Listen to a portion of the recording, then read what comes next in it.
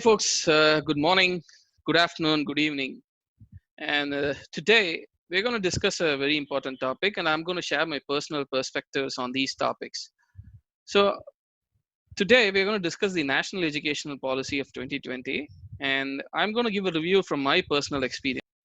So, as I pointed out, I have had certain experiences by which I felt that there are certain points which needs to be revised in National Educational Policy.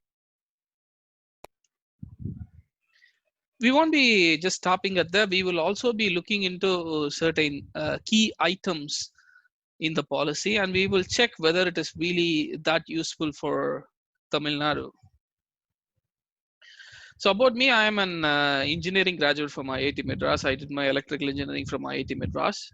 Subsequently, I've also done my MBA from FMS Delhi. These are considered as really top Ivy League schools within India. I carry with myself around 12 plus years of experience as on date. In the past, I've tried UPSC twice. I went to the interview, and I was also in the reserve list of UPSC. But I had a preference towards IAS and IPS, and since I didn't get those cadres, I thought probably I will focus more on my career. In fact, I wrote UPSC when I was also working in my managerial roles. Now, what is important is my transition during my school days from primarily the central board of syllabus to state board. Till 8th standard, I was a very, backbencher in my school. I was the last student in my class, and I just, scraped through each year on year. I was just able to pass. But post which I joined the state board from 9th to 12th, and I improved my rank from. And as I said, then subsequently from 9th to 12th, I was in my state board. And post joining state board, I consistently had an improvement in my rank over those years.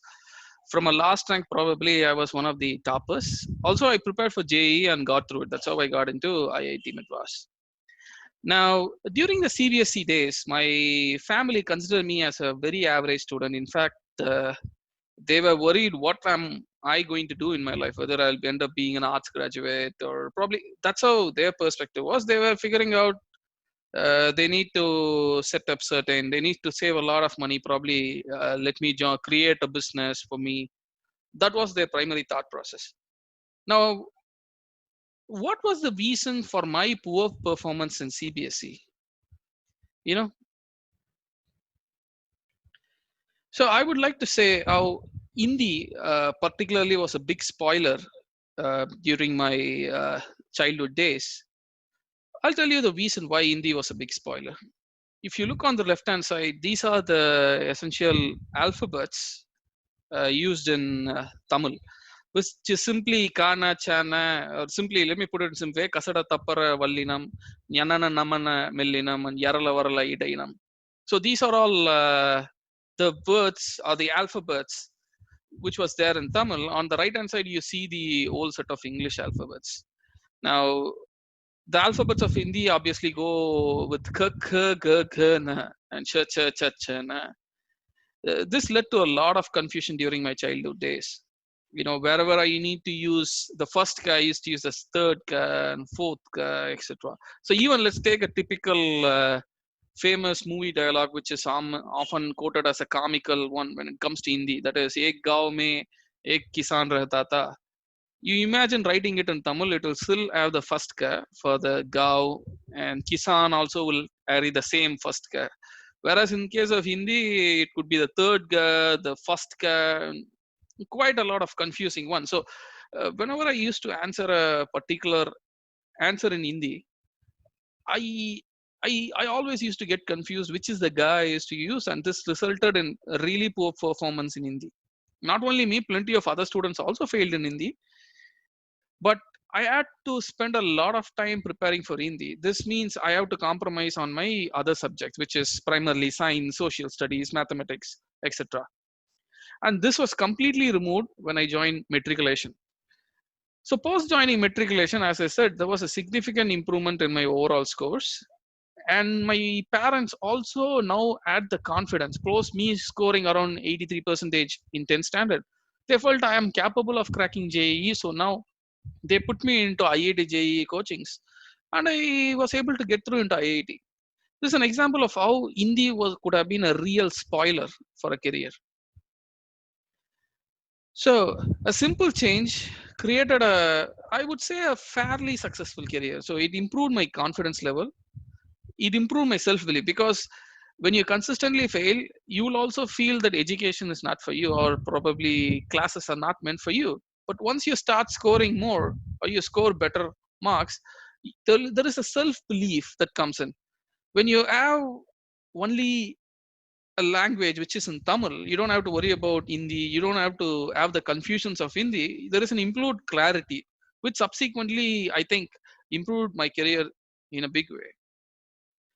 Now, there are plenty of people who will argue that this is an odd case and every kid is unique. I would say in India, I don't think there is adequate space for three language, and not so more in case of Tamil Nadu, because of this huge difference in alphabets and syllables and the associated confusions. So in Tamil Nadu, it's a fact that many will face these challenges. Is Hindi useful in UPSC? This is a common reference which is quoted. So UPSC, as a mandatory Indian language paper in mains, which needs to be cleared. Only when you clear that paper will they evaluate the other papers. Now those people who took second language as Hindi from Tamil Nadu had to put an extra day of effort to clear this Hindi paper. Whereas I remember writing the UPSC, I didn't even spend a single minute, preparing for this Tamil examination. Even just before the Tamil examination, I used to probably study about general studies or probably geography, management, whichever was my option. And I used to prepare there and go there and straight write that paper. In fact, a sorry state of affair, one of my friends failed in this paper in Hindi, not in Tamil, because obviously you don't have touch with Hindi for nearly 6+ years. Suddenly you come back and you write this paper. Naturally, there is an extraordinary practice needed, and you're competing with people in North India who are well versed with Hindi. So preparation in UPSC can be hampered if you take second language as Hindi, if you're from Tamil Nadu. That's my point. So what are the challenges that could be there when you implement this in Tamil Nadu? It also raises a question, do we need a third language? So many schools in Tamil Nadu are one or two teacher school. Essentially, there will be just two teachers or single teacher who will be teaching the entire class for primaries and till the age of 10, probably till 5th standard or so.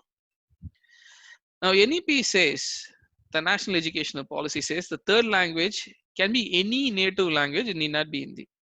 But if you look at it in a greater detail, there is a significant investment or funding by the government. So naturally, Hindi, in all likelihood, will be offered. So if you look at Tamil Nadu, there are 37,000 schools. Hence, close to 1 lakh new Hindi teacher recruitments have to be done. So even if, let's say, a cost to capital of around, the cost to company of around 8 lakhs, this would result in close to 8,000 crores being spent in Hindi teaching in Tamil Nadu. Tamil Nadu is a money contributing state. As you might know, that 1 rupee of tax extracted from Tamil Nadu, it gets back only 0.6 rupees.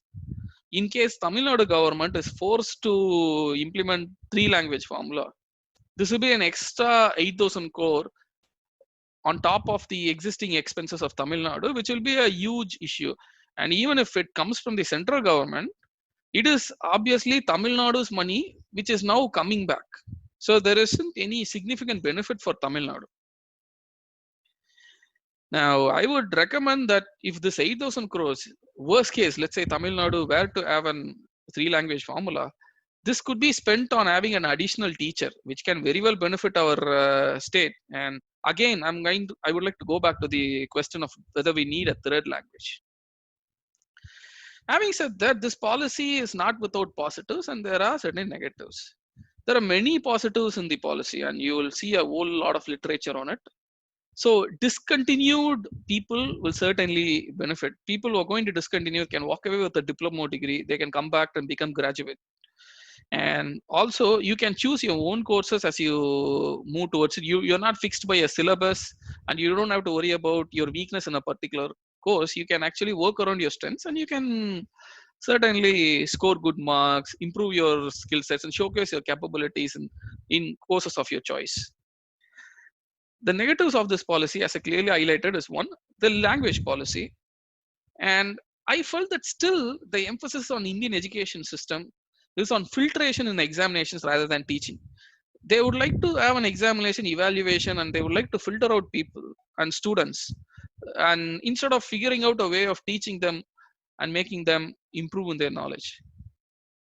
So with this, I would like to conclude this video, and you can send across your feedbacks.